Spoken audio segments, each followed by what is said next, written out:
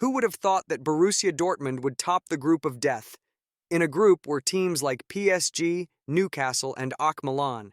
And not only that, they went on to defeat in form Atletico Madrid, and now they have defeated freaking Paris Saint-Germain. I mean, in my wildest dream, I would have never thought that Dortmund would defeat PSG. I mean, look at PSG. They got Mbappe, Dembele, Hakimi, and shit tons of players, and still end up losing to Dortmund is hilarious. I mean, like the last time Dortmund were in the final was around 2013, where they lost to Bayern Munich in Wembley, and now Dortmund are set to play again in Wembley after 11 years, and the final would be the last game of Marco Reus. This is poetical, man. You really need Peter Dury out there. Like, just imagine Marco Reus lifting that Champions League trophy. It would be one hell of a journey for him in Dortmund. I mean, Dortmund are literally like 5th on the table in Bundesliga. It really tells you that you don't need to be the best team in the world to win Champions League. All you need is passion to play with your heart. So let's begin the video. The game was very chaotic in start, with both teams losing a lot of balls. Both teams were having hard time controlling the game in start. Dortmund eventually grew in the game a lot, with Karim Adeyemi having a good opportunity to score the goal, but Donnarumma saving the day. The first half went by pretty quickly, with Dortmund being excellent in transitions. I mean, Ten Hag should learn from Dortmund and Eden Terzek how to play in transitions. They were bypassing PSG with 3 to 4 passes direct, and simple football: win the ball and release the wingers. As for PSG, they were more focused on shitting themselves and doing empty-minded cross, which was shit. They really lacked creativity. It would have been better to play Kang and Lee in place of Fabian Ruiz. From start, the second half started with PSG getting in corner and Mbappe's cross to Ramos, who managed to flick it, but Zaire Emery's shot hit the pole, and this was just beginning of the PSG biggest enemy, and getting in the form.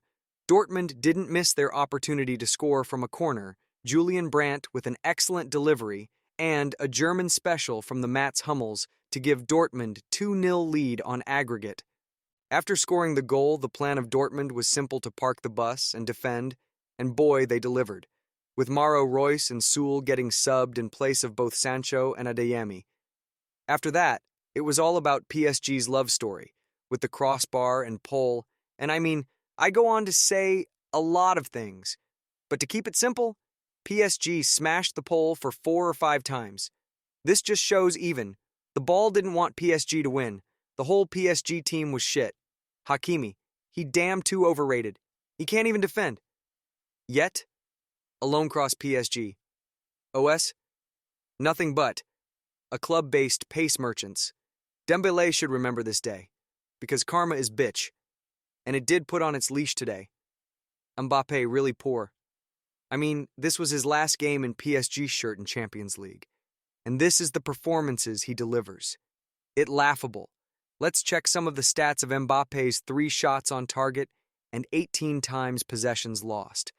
I mean, stats speaks from themselves. He wanted Neymar and Messi out of the club because he felt inferior to them, which he is actually by a lot, and there's your dream, Mbappe. But let's be honest, he must packing his stuff already for Real Madrid. The whole team of Dortmund were excellent, from Kobel, who made some excellent saves, to both Mats Hummels and Nicholas Schlotterbeck, were in their best form possible. They managed to keep a world-class player like Mbappe quiet for both legs, and did not concede a single goals in both legs. Incredible, especially Hummels.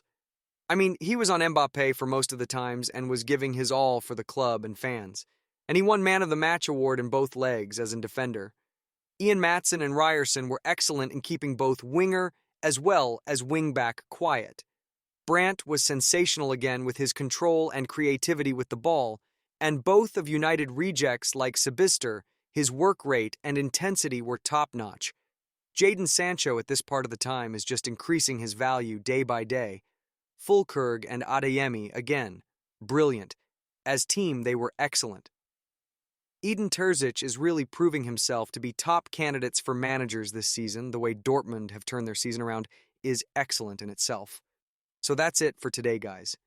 Make sure to like and subscribe the channel, that would help a lot, and thank you for watching the video.